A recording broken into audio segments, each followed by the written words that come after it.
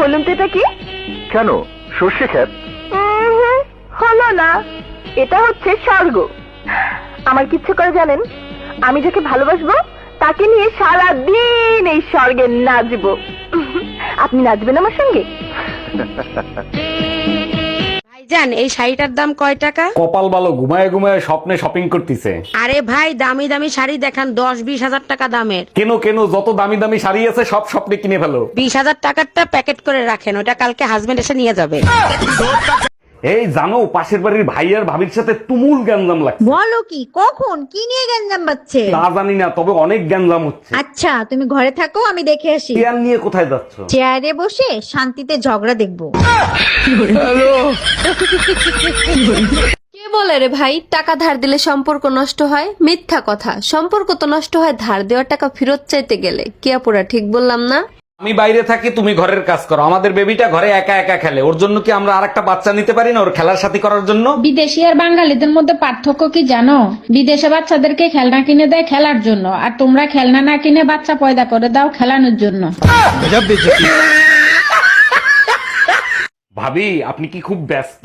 না, ব্যস্ত না, কিছু বলবেন? আপনার জন্য দারুণ একটা গুড নিউজ আছে। বলেন কি, তাই নাকি? কি দারুণ সংবাদ, শুনি। আপনি শুনলে গর্বে আপনার বুক ফুলে উঠবে। তাইলে থাক, আপনার ভাই সন্দেহ করবে। আমার বান্ধবী নিশির হলুদে আমি খাচ্ছি প্লাউ। তোমরা প্লাউ খেয়েছো? আইসা পড়ছি সরিষা ক্ষেত, সরিষা ক্ষেতের যে ভিউ, ভিডিও সারলেই ফর ইউ। আসল তো টানি দিতে। কি যে এক বিপদের মধ্যে আছি, প্রেম করতেও ডর করে। পরে যদি বেড়ায় না সারে, যদি বিয়া করে ফেলাইতে চায়।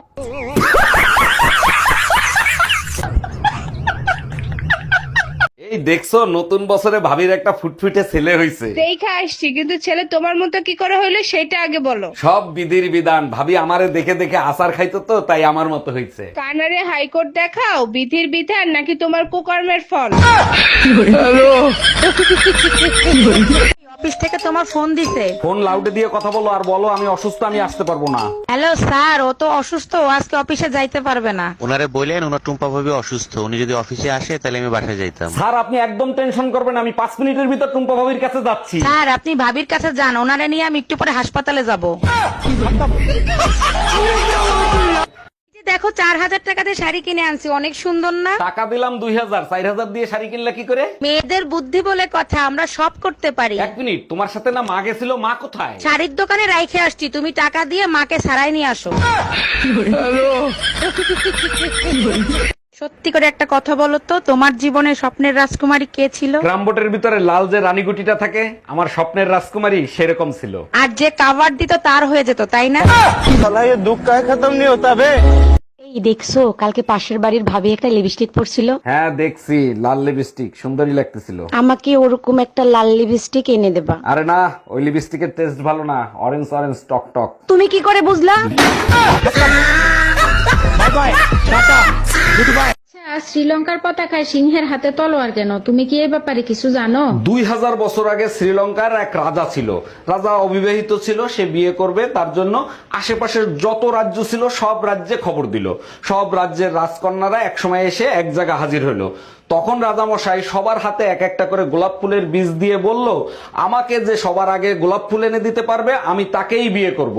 কিছুদিন পর রাজকন্যারা এক এক করে গোলাপ ফুল নিয়ে হাজির হলো। এক সময় এক রাজকন্যা খালি হাতে হাজির হলো। তখন রাজা জিজ্ঞেস করলো, তুমি কেন খালি হাতে আসছো? তখন ওই মেয়েটা বলল, রাজামশাই আপনি যে গোলাপ ফুলের বীজটা দিছিলেন ওইটা আসলে গোলাপ ফুলের বীজ ছিল না, তাই আমি ফুল আনতে পারি নাই। রাজামশাই তার কথা শুনে খুশি হলো এবং তাকেই বিয়ে করছে। এবার আসো, শ্রীলঙ্কার সিংহের হাতে তরোয়াল কেন?